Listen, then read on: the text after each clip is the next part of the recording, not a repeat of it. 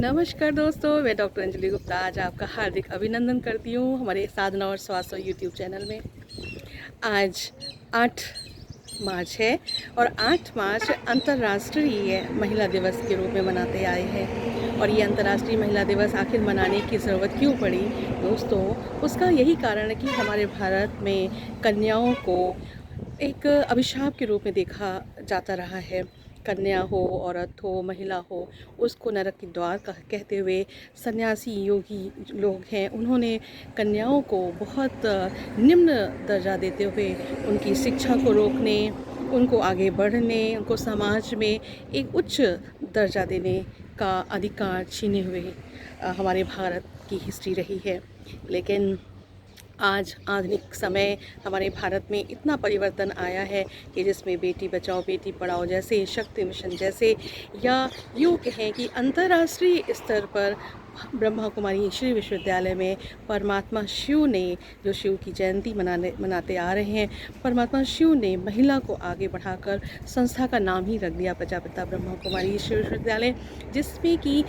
हमारे समाज में जो कुरीतियाँ चल रही हैं या समाज में जिनके दुशासन जैसे लोग शामिल होते जा रहे हैं, देश को एक नरक की दशा की स्थिति में पहुंचाते जा रहे हैं, ऐसी स्थिति में कन्याओं के सिर पर ज्ञान का कलश रखकर, गीता का ज्ञान देकर, चरित्र के निर्माण का जो कार्य प्रजापिता ब्रह्मा कुमारी के माध्यम से कराया जा रहा है, उससे हर व्यक्ति के अंदर आत्मा का ज्ञान और आत्मा के ज्ञान के साथ परमात्मा की पहचान और उसके साथ अपना संबंध जोड़ते हुए स्वयं तो अपने चरित्र का निर्माण कर ही रही है और साथ ही देश में,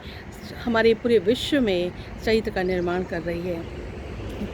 शिक्षा के क्षेत्र में महिलाएं अब बहुत आगे बढ़ चुकी हैं। ना केवल छोटी छोटी पोस्टों में, बड़ी बड़ी पोस्टों में महिलाओं का योगदान बढ़ता जा रहा है और न केवल हमारे उच्च कोटि के जो पहाड़ हैं, जो पर्वत हैं, उन पर्वतों पर चढ़कर बल्कि चंद्रमा तक, चांद्रयान तक जाकर के महिलाओं ने अपनी जो सम्मान प्राप्त किया है उसको कोई नकार नहीं सकता।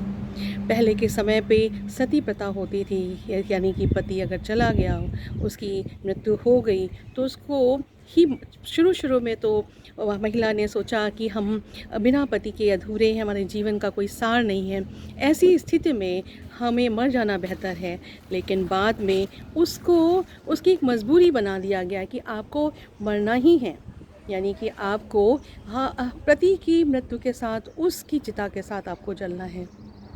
फिर उसके बाद अगर मृत्यु हो जाती है तो उसके साथ उसके पत्नी की बहुत दुर्दशा कर दी जाती थी, उसके बाल पूरे उखाड़ दिए जाते थे, उसको किसी तरह का अच्छा भोजन देने के लिए, एक बिस्तर पर सोने के लिए व्यवस्था छीन ली जाती थी और उसके साथ एक विधवा का जो एक व्यवहार किया जाता था, वो व्यवहार वाकई बहुत दयनीय हुआ करता था। लेकिन आज हमारे कहते हैं राजा राम मोहन राय ने जो महिला को दूसरी शादी करने की जो प्रथा अपनाई, उस दूसरी प्रथा में उनकी दूसरी शादी कर उनके जीवन को एक नई दिशा देने का भी कार्य किया। तो ये महिला का जो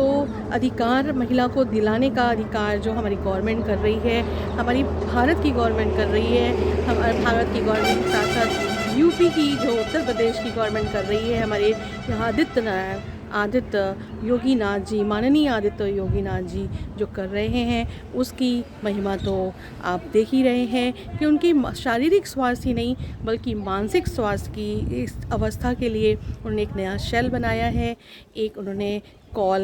का एक नंबर दिया हुआ है, ऑनलाइन कॉल कर उनको मानसिक स्वास्थ्य इमीडिएट प्रदान किया जाए। जैसे कि आत्महत्या जैसे जो घटनाएं घट रही हैं, रेप की घटनाएं घट रही हैं, उन घटनाओं के लिए महिला संरक्षण प्रदान करने के लिए 1090 का चौराहा बनाकर और 1090 का नंबर देकर महिला संरक्षण योजना बनाकर, महिला बाल विकास परियोजना बनाकर या अन्य यूनिसेफ जैसे परियोजनाएं बनाकर उनको आगे बढ़ाने का कार्य किया जा रहा है। तो आप यूँ कहें कि आप किसी तरह से कमज़ोर नहीं हैं, आपके अंदर सच्चरित्रता का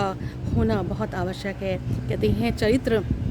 अगर ऊंचा होता है तो कहते भी हैं यत नारी पूजनते तत्र देवता रमनते, यानी कि जहाँ पे नारी की पूजा की जाती है वहाँ देवता निवास करते हैं। अगर जहाँ नारी का अपमान किया जाता है वहाँ देवताएं क्या लक्ष्मी दूर भाग जाती है। तो हमारे देश या हमारे समाज में जो नारी की जो महिमा जो परिवारों में नहीं की जाती है, जिनका अपमान किया जाता है, वहाँ पर उनकी उन्नति नहीं होती। ना धन से उन्नति, ना मन से उन्नति और ना तन से उन्नति, तीनों ही उन्नति उनको मिलता है। और जिससे यह उनका घर ये कहते हैं कि लक्ष्मी के रूप में नहीं बल्कि एक